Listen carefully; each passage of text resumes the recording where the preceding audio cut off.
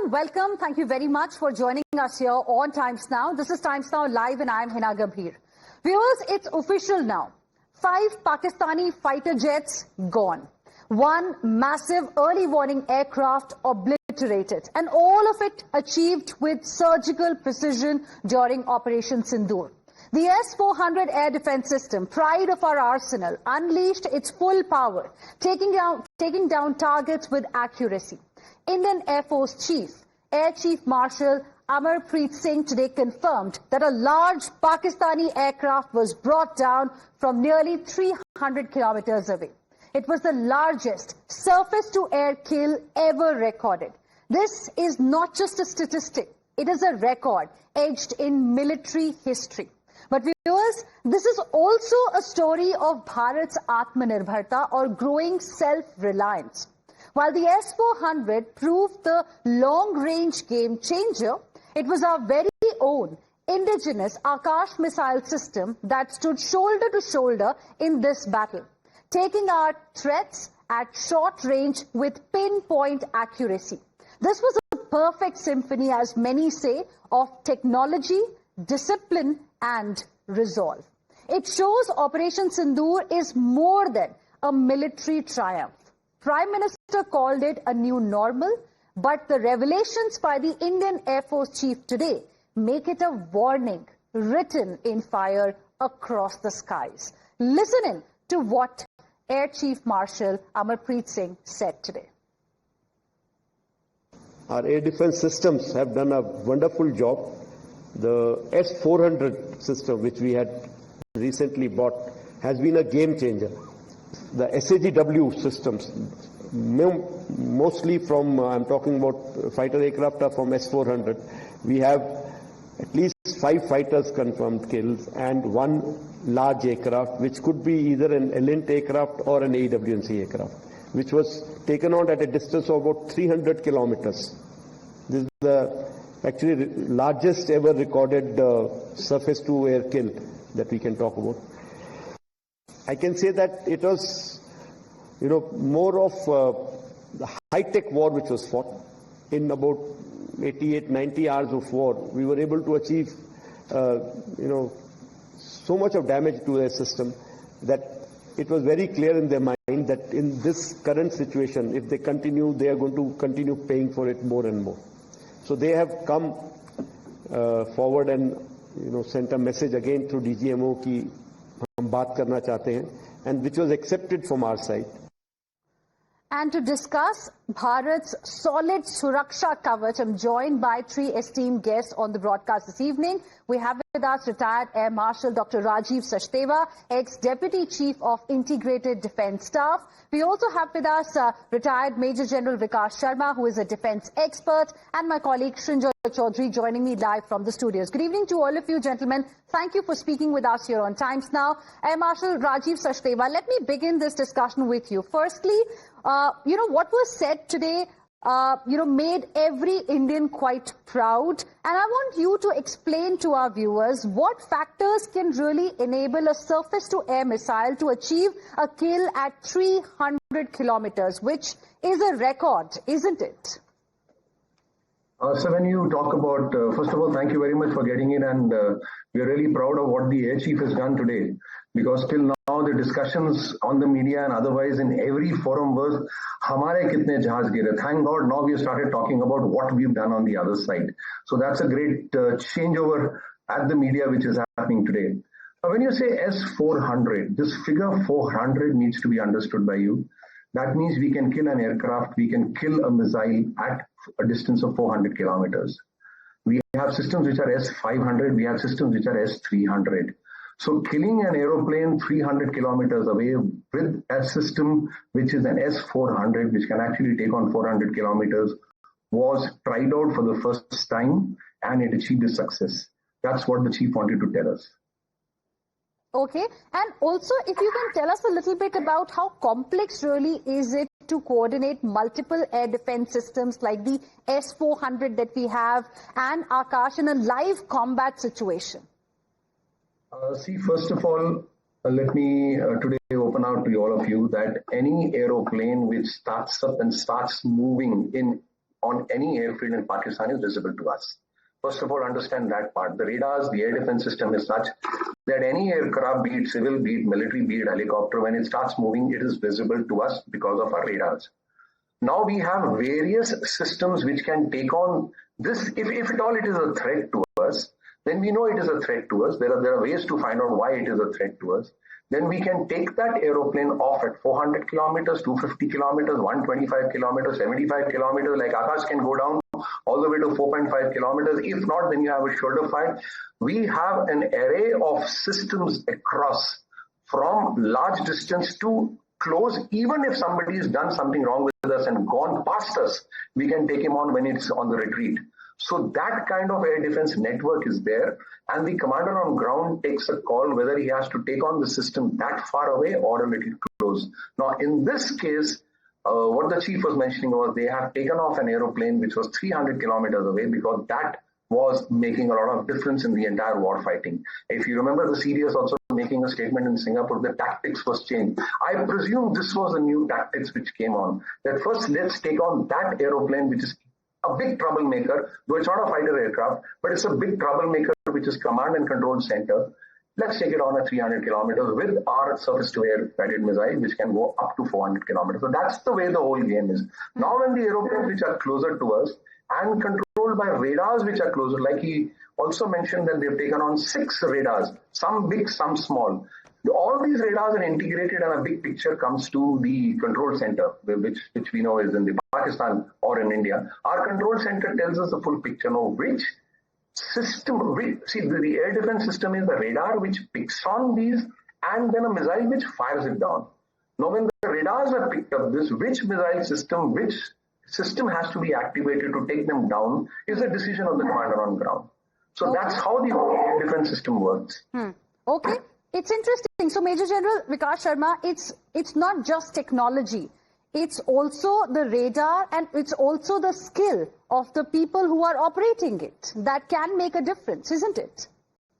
Absolutely true what you're saying. Just to add on to what the Air Marshal has already explained, one of the again, I'd like to put across, like we're talking of the Akash system, which is an indigenous system. Similarly, the Army has also got into something called as the Akash-Teer. So with the control and reporting system, what the Air Marshal has explained, it is also very important that the information of this aircraft is passed down to the weapon level at the fastest. What was happening earlier was that within the Army, we did not have such a system. The report of the aircraft used to come to a particular headquarter, which was in automatic mode. And from there on, it used to be passed on radio. So that used to take a lot of time, which used to make sure that what used to happen that the aircraft would intrude quite a lot inside our airspace. Oblique would be in a retreating mode.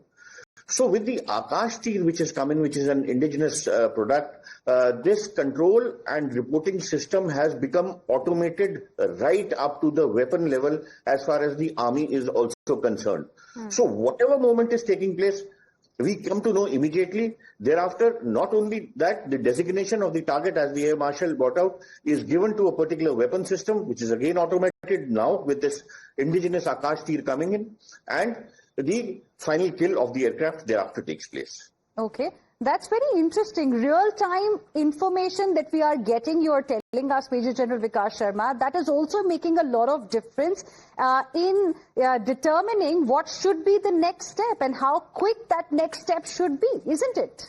Absolutely true. Absolutely true. Okay. Sanjay Chaudhary, I want you to tell our viewers a little bit about this new revelation. 5 Pakistani fighter jets we are talking about and 1 large aircraft. Can you explain to us how significant this large aircraft really has been for, us in this Operation Sindoor? The details that Air Chief Marshal gave was that this was 1 large airborne early warning and control or early warning aircraft that was destroyed. What is it? How important is it in a combat of this kind? This was actually a Swedish plane, which the Pakistanis had bought. It's the Saab.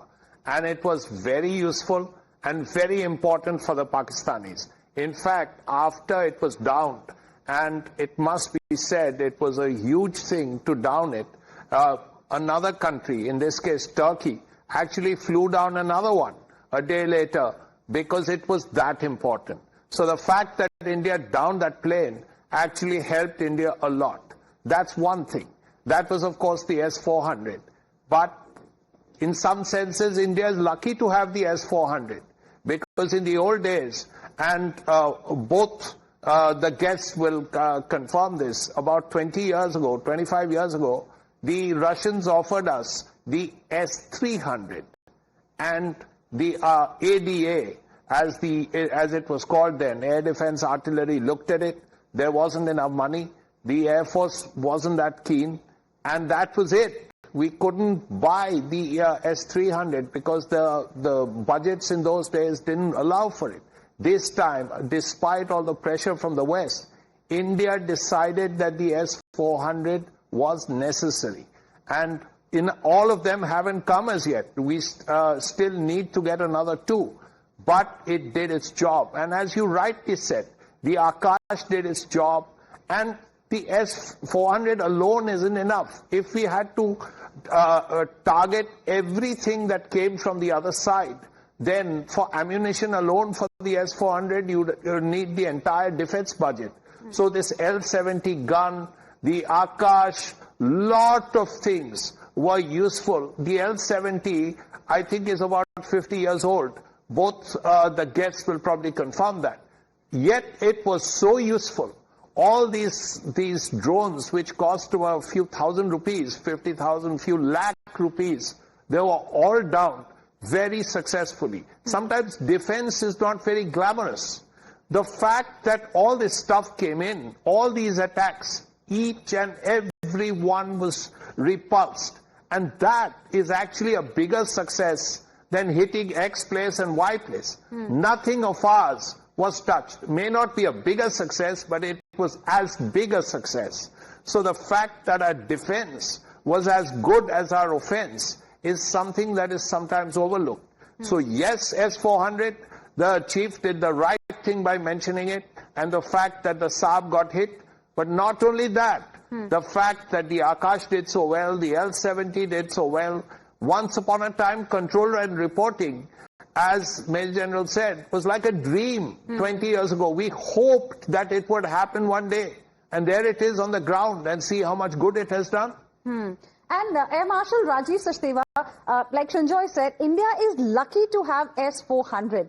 Now we know S-400 has come from Russia. We are speaking about it, about the benefits, importance of S-400 at a time when we are being punished for maintaining a relationship with Russia. So it also tells us a little bit about diplomacy and how, we've been very, very careful in, going to the right partners for picking the right kind of defense systems that our country needs today, isn't it?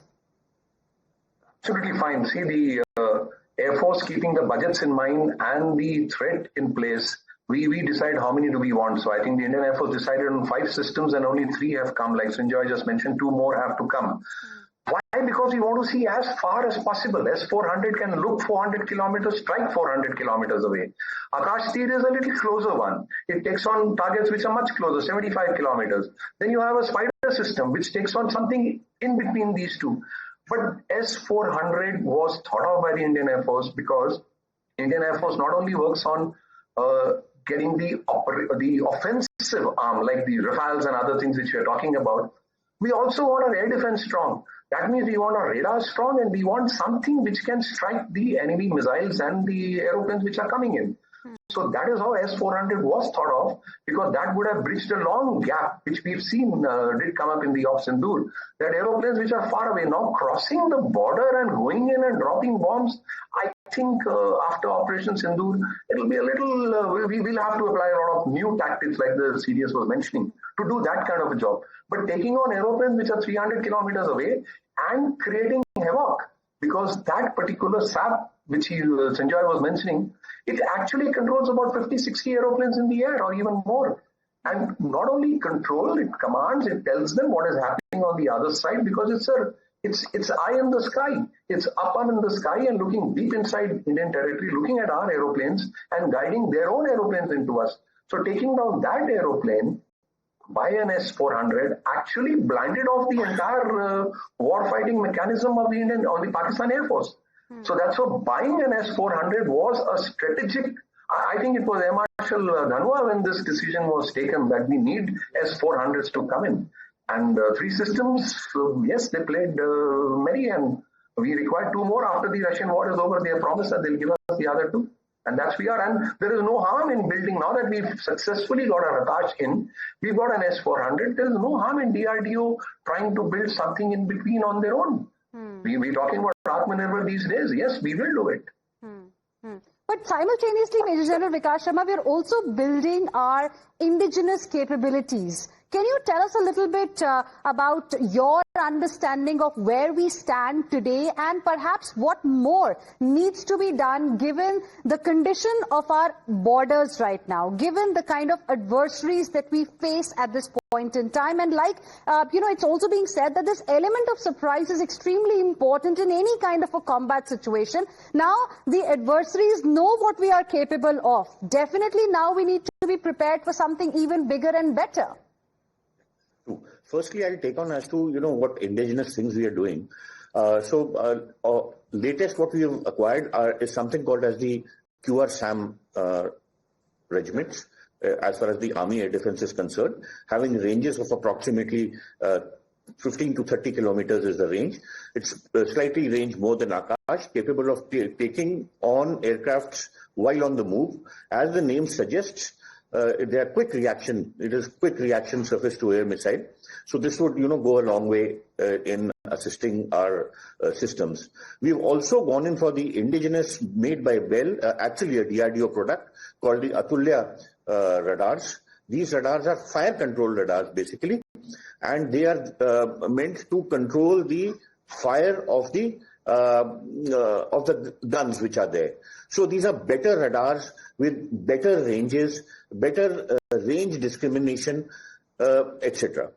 We now what you were and the last part what you've said is absolutely correct. We need not sit on our laurels, and we have to think 5 steps ahead as to what do we do next. To be frank, we were quite lucky in the sense that we could take out with our old L-70 guns the drones which came across our path.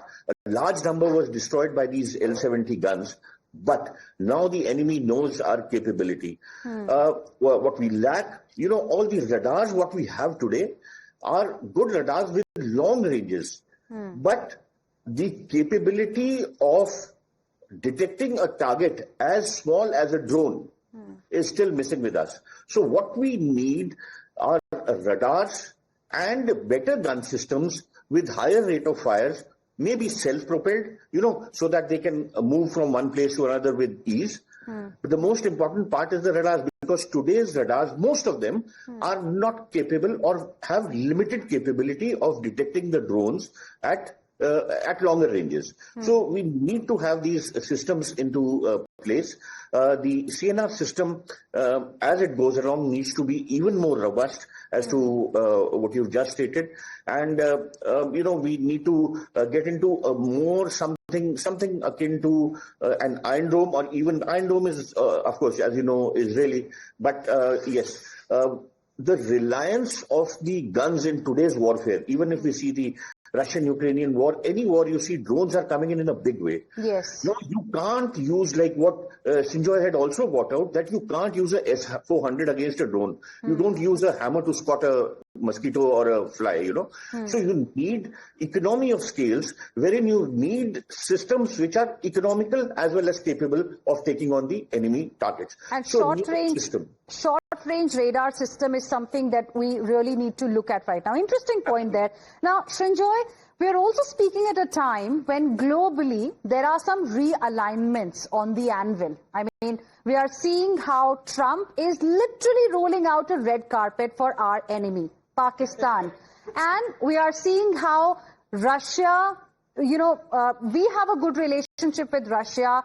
China is rolling out a red carpet for us because of what, Trump is doing with us. So given this current geopolitical scenario that we are in, by the way, Trump is also going to have a meeting with Putin now that he knows that Putin is coming to India at the end of this year. So Trump is also going to have a meeting with him, I think, on 14th of August. So given these circumstances, how much do you think we also need to invest on our indigenous capabilities? Because we just can't depend on Russia or just the foreign countries, because tomorrow if things change suddenly, we will have to defend our own systems. We've seen what happened during Operation Sindoor as well. At the end of the day, we have to fight our own battles. About that, there is no doubt. No one is going to come to our rescue.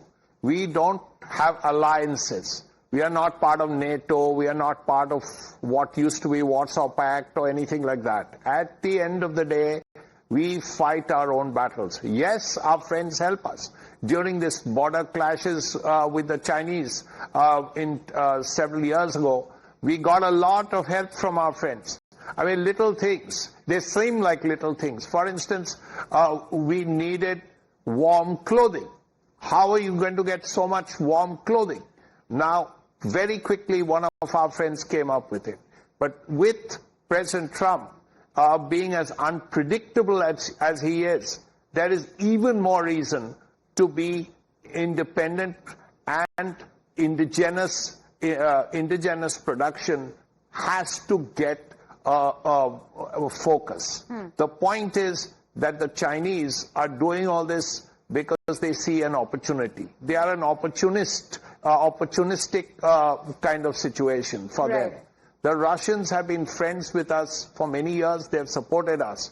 But in a lot of cases, we find that maybe a Western weapon system is superior. Think of the time when the Indian Air Force decided on a new fighter plane. Eventually it went to the Rafale, the French. Yes. But it could well have been the Eurofighter. Both were very close. Right. The Russians were not anywhere near. Right. So the West can provide the technology that can help India. But at the end of the day, we have to fight our own battles. Absolutely. And the earlier we get our stuff together, the better it is. The fact that we've done this is actually late. We should have done this earlier. We've already demonstrated it. Of course, there's a lot that needs to be done, but we have demonstrated our capabilities not just to people here in the country, but to people across the world. I'm completely out of time, but thank you very much, all of you gentlemen. Air Marshal Rajeev Sachdeva, Major General Vikash Sharma and Sanjay Chaudhary. Appreciate all for joining us here on this discussion.